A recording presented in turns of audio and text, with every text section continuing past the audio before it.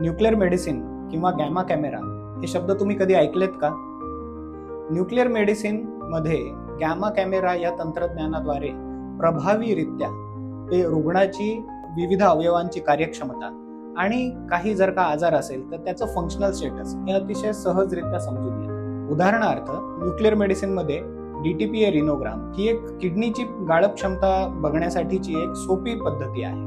इतर diagnostic modalities मध्ये उदाहरणार्थ CT स्कॅन मध्ये, अल्ट्रासाऊंड मध्ये किडनीचा आकार किंवा किडनीवर सूज किती प्रमाणात आहे हे आपल्याला बघता येतं किंवा किडनीची पोझिशन कशी आहे हे आपल्याला बघता येतं. पण ऍक्च्युअली तुमची किडनी कशी काम करते, त्याच्यामध्ये दर मिनिटाला किती अमाऊंट मध्ये युरिन निर्माण होतीये, ती युरिन बाहेर येण्याचा रेट किती आहे, त्याला कुठे अडथळा आहे का, ह्या सगळ्या गोष्टी बघण्यासाठी DTPA रिनोग्राम ही अतिशय प्रभावी टेक्निक आहे.